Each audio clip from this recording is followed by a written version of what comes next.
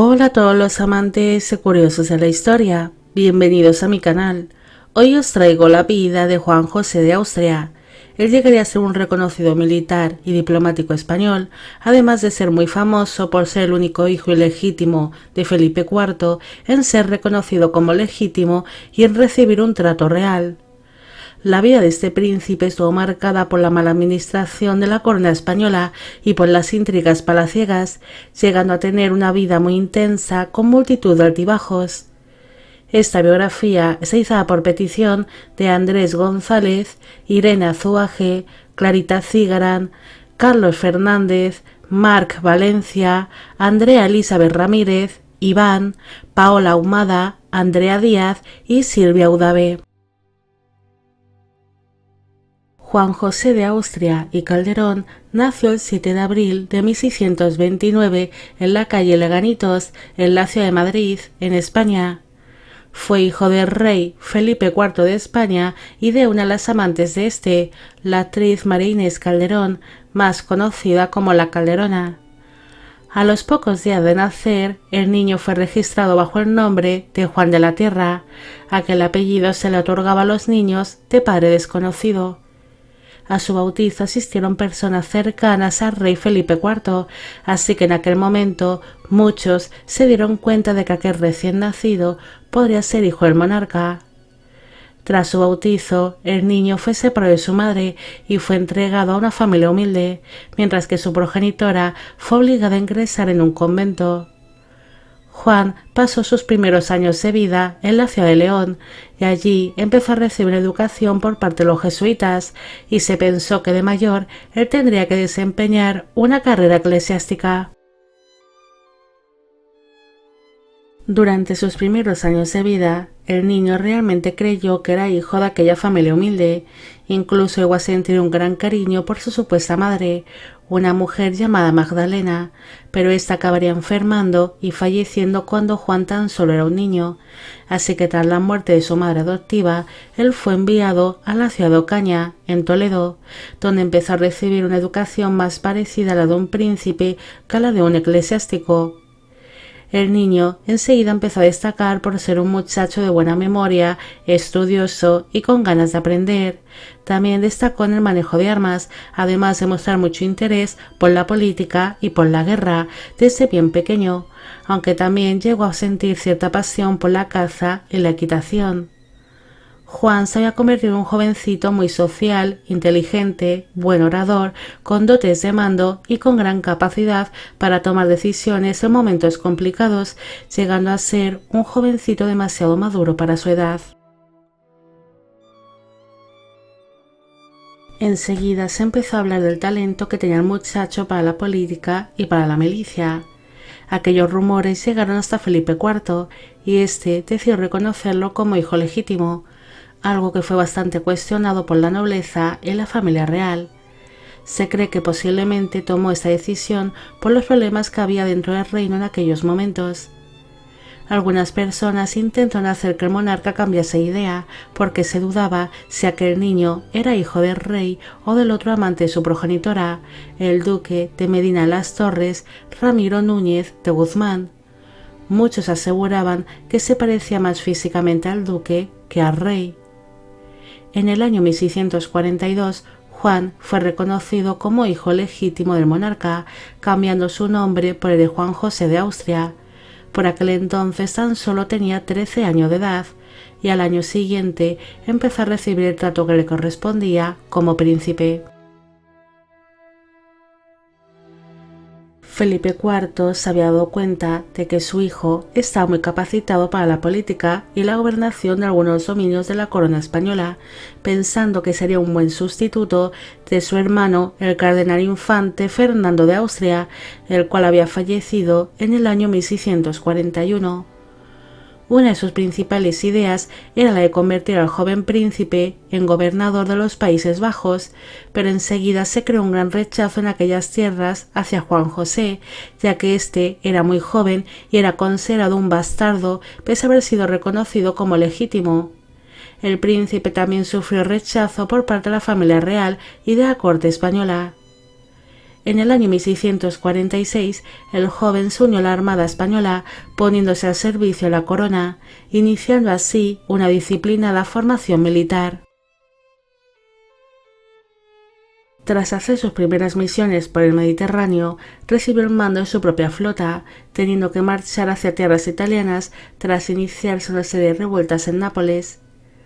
Durante los primeros meses de 1648, Juan José tomó la ciudad de Nápoles junto al conde de Oñate, Íñigo Vélez de Guevara el Mozo, y tomaron como prisionero al duque Enrique II de Guisa, acabando así con aquellas revueltas.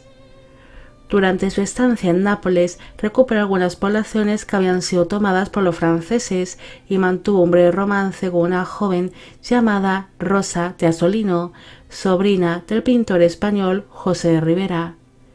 De aquel amorío nació una niña que se llamó Margarita, pero ésta acabó siendo monja.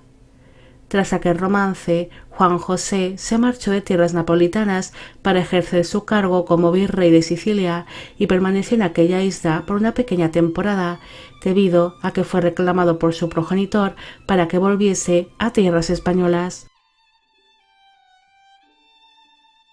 Una vez de regreso a España, Felipe IV le encomendó al príncipe la misión de apaciguar los levantamientos que se estaban llevando a cabo en Cataluña, así que cuando Juan José llegó a tierras catalanas, inició el largo asedio a la ciudad de Barcelona, provocando que durante casi un año no entrase nada de víveres dentro de la ciudad.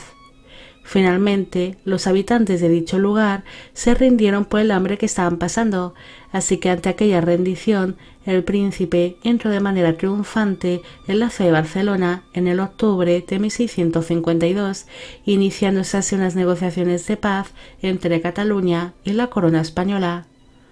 Unos meses después, el príncipe fue nombrado virrey del Principado de Cataluña.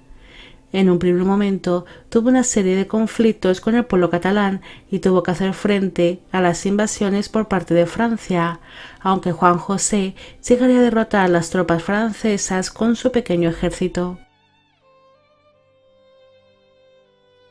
Durante 3 largos años gobernó en Cataluña como virrey y gracias a su gran fama como buen diplomático y militar, él recibió la orden de abandonar Cataluña y marchar hacia los Países Bajos, donde se convirtió en el nuevo gobernador de aquellas tierras, aunque se encontró con que allí había serios problemas. Aquellos territorios estaban continuamente amenazados por Francia y por Inglaterra. También había una serie de conflictos religiosos entre católicos y protestantes, además de numerosos problemas económicos que habían empobrecido mucho al pueblo flamenco. Así que Juan José se vio obligado a pedir cierto apoyo a su padre, debido a que en los Países Bajos la situación era muy inestable. El príncipe tuvo que lidiar con la gran amenaza y las invasiones por parte de Francia, librándose en el verano de 1656 la famosa batalla de Valenciennes, llegando a ser una gran victoria para la corona española. Tras aquella victoria y tras intentar firmar la paz con Francia, se iniciaron nuevos conflictos por parte de los franceses, pillando al príncipe en una situación un tanto delicada. En aquel entonces los Países Bajos estaban pasando por una grave crisis por falta de apoyo militar y económico por parte de la corona española. Además, Juan José mantuvo una relación un tanto tensa con el príncipe Luis II de Borbón-Condé, el cual le estaba ayudando durante los enfrentamientos contra los franceses. Aquella mala relación que fue surgiendo entre ellos provocó también una enorme brecha en los mandos de su ejército y en el gobierno. Finalmente los franceses se apoderaron de algunas de las poblaciones flamencas más importantes, llegando a ser un gran fracaso para los españoles. El príncipe intentó recuperar algunas de estas, pero le fue prácticamente imposible por su falta de apoyos. En el año 1658 se libró la batalla de las Dunas, donde el ejército español volvió a sufrir una gran derrota por parte de los franceses. Tras todos aquellos fracasos militares en los Países Bajos por falta de apoyo militar y económico, El príncipe recibió órdenes urgentes de volver hacia la península ibérica junto a su ejército para poner fin a los levantamientos que se estaban librando en Portugal, ya que dicho país quería separarse de la corona española y volver a ser un reino completamente independiente. El príncipe llegó a tierras extremeñas tras firmarse la paz de los Pirineos entre Francia y España. Juan José fue reconocido por su progenitor como capitán general de Extremadura. Esto le otorgó una serie de permisos para poder desplegar a su ejército por distintas poblaciones extremeñas para hacer frente a los rebeldes portugueses que se encontraban en poblaciones fronterizas entre Portugal y España. El príncipe llegó a controlar a la perfección la situación en tierras extremeñas, pero en cambio las otras tropas españolas que estaban desplegadas por toda la frontera entre ambos países llegaron a tener serios problemas y sufrieron muchas bajas. Juan José logró adentrarse dentro de Portugal con sus tropas y lograron cosechar grandes victorias, abriéndose paso entre las distintas poblaciones portuguesas, pero una vez más se enfrentó a la falta de ayuda por parte de la corona española. El príncipe necesitaba urgentemente nuevos soldados y víveres, pero la corona actuó mal y tarde. Él llegaría junto a sus tropas hasta la ciudad de Estremoz, pero le fue imposible tomar dicho lugar, así que se hizo con el control de las poblaciones vecinas. Después intentó de nuevo tomar la ciudad, pero finalmente su ejército acabó siendo derrotado. Aquello fue un duro golpe para la corona española, ya que el rey Felipe IV había puesto casi todas sus esperanzas en su hijo, pero aquello fue una gran decepción. Aquella gran derrota marcó para siempre al príncipe, ya que aquel fracaso militar puso fin a su exitosa carrera militar y fue apartado del ejército. Juan José regresó a la corte española. Allí no fue bien recibido por la segunda esposa de su padre, la reina Mariana de Austria, la cual tuvo mucho que ver en el enfriamiento de la relación entre padre e hijo. En el año 1665 falleció el rey Felipe IV y su sucesor fue su hijo, el rey Carlos II de España, nacido del matrimonio entre el fallecido monarca y Mariana de Austria. Carlos era un niño muy enfermizo y la regencia del reino cayó entre las manos de la reina viuda. Mariana realmente temía que su hijastro tomase el control de la corona. Este tenía un gran poder dentro de la milicia, ya que había muchas personas que aún la apoyaban y la admiraban por su capacidad de mando, así que pensó que éste podría arrebatarle la corona a su enfermizo hijo. Enseguida surgieron numerosas disputas y desconfianzas entre el príncipe y la reina, además de entre los válidos de esta, el cardenal Nízar y Fernando de Valenzuela, llegando a vigilar muy de cerca las acciones de estos dos y de la regente. Debido al poco aprecio que existía entre el príncipe y la regente, ésta optó por mantenerle lejos de la corona y del joven rey. Juan José fue enviado por una temporada a los Países Bajos, pero desde la distancia siguió atento a todos los acontecimientos que iban surgiendo alrededor de su medio hermano. Además, algunas personas le hicieron llegar las noticias que circulaban sobre la reina Mariana de Austria y su valido Fernando Valenzuela, los cuales estaban aprovechándose de su posición. El príncipe fue invitado por su propio hermano a la ceremonia donde el monarca iba a ser reconocido como mayor de edad. Juan José no lo dudó y marchó de inmediato hacia Madrid con un pequeño séquito. Muchos no esperaban la presencia del príncipe en aquella ceremonia debido a la mala relación que había con la regente. Incluso Mariana de Austria se quedó asombrada con su presencia. Juan José fue aclamado a su entrada a Madrid y su hermano el rey le recibió con honores.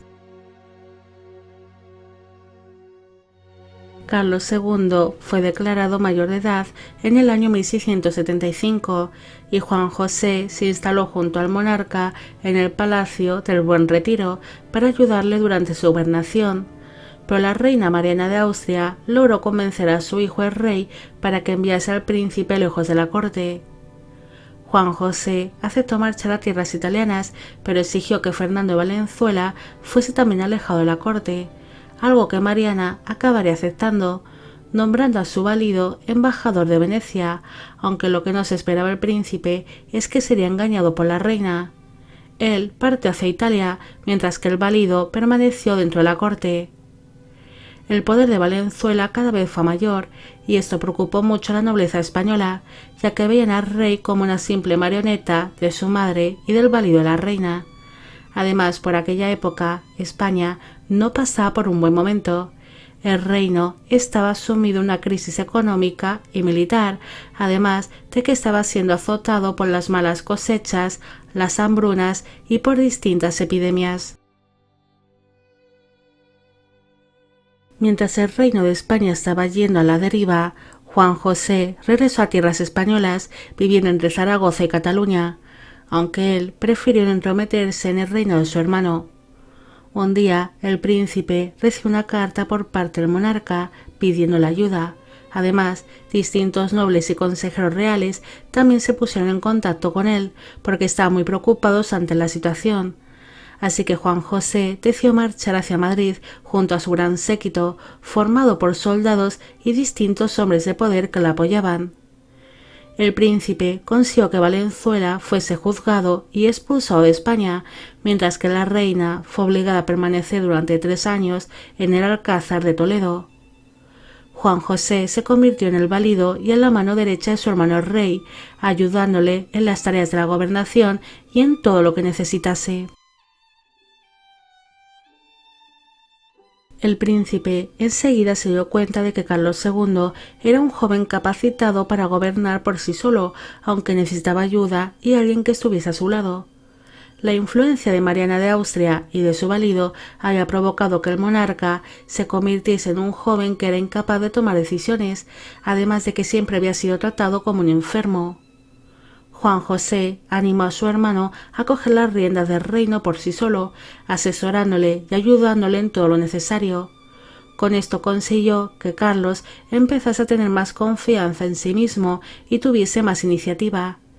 Gracias a esto, las medidas que tomó el nuevo valido ante la corona española empezó a surgir pronto efecto y poco a poco el reino empezaría a salir de la profunda crisis en la que se encontraba. El príncipe también empezó a buscar una esposa de manera urgente para su hermano y a la vez entablar una buena alianza con aquel casamiento, llegando a ser la elegida la princesa francesa María Luisa de Orleans, sobrina del rey Luis XIV de Francia, quedando así ambos jóvenes comprometidos. Juan José empezó a ser muy criticado mientras ejerció su cargo como valido y como primer ministro.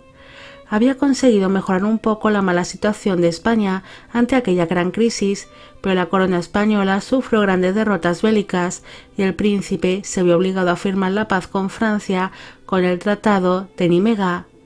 Aquel tratado perjudicó enormemente los intereses de España porque le entregó a Francia unos cuantos dominios que eran importantes para la corona española. Esto provocó la gran caída de Juan José, dejando de tener la confianza de su hermano y de la nobleza española. Tras celebrarse la boda por poderes entre Carlos II y la princesa María Luisa de Orleans, el príncipe falleció de manera inesperada a causa de unas supuestas fiebres el 17 de septiembre de 1679 a los 50 años de edad en la ciudad de Madrid.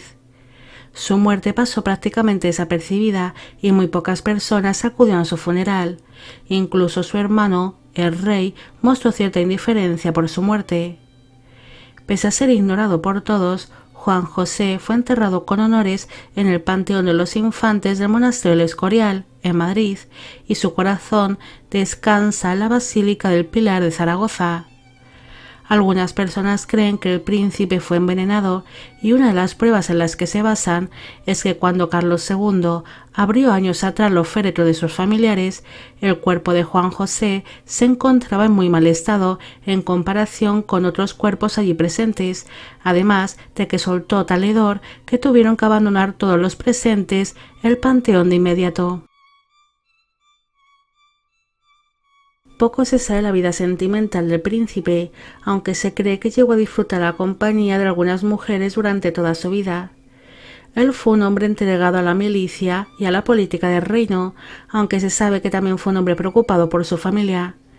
Siempre mostró interés por el estado de aquella hija que tuvo en tierras italianas y que después se ingresó en un convento.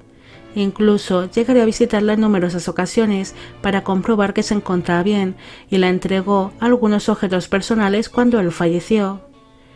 No se sabe mucho de sus amantes, pero se cree que al menos llegó a tener 2 hijas más, llamadas Catalina y Ana María. Ambas también llegarían a ser monjas, viviendo desde pequeñas dentro de un convento. Juan José llegó a tener la suerte de ser reconocido por su padre, destacando así sobre todo sus medios hermanos ilegítimos, que no fueron pocos. Se cree que Felipe IV llegó a tener más de 40 hijos extramatrimoniales. Este príncipe es muy valorado y admirado por su capacidad de mando, aunque no llegó a destacar del todo en la política, pero sí fue considerado un buen gobernante en sus dominios, sobre todo en Cataluña, donde llegó a ser bastante valorado con el paso de los años. Juan José tuvo el gran problema de que no recibió los apoyos necesarios por parte de España, pero si hubiese estado reforzado en todo momento por la corona española, hubiese brillado aún más como militar y hubiese logrado grandes victorias. Otro problema con el que se enfrentó el príncipe fueron las intrigas palaciegas, las cuales tuvieron mucho peso a la hora de arruinar su carrera militar y su gran popularidad. Bueno amigos, llegamos al final de la vida de Juan José de Austria. Espero que os haya gustado esta historia y espero que a todos los que me pedisteis que hiciese un vídeo sobre él también. Como siempre, me gustaría agradeceros todo el apoyo que recibe el canal. Mil gracias por ver los vídeos que voy realizando y sobre todo agradeceros de corazón el que forméis parte de Biopit Channel. Hoy me gustaría saber qué os ha parecido este personaje y qué opinión tenéis sobre su carrera militar y sobre sus relaciones familiares. También me gustaría felicitar por su cumpleaños a Clara Ñop. Y con esto me despido. ¡Hasta la próxima!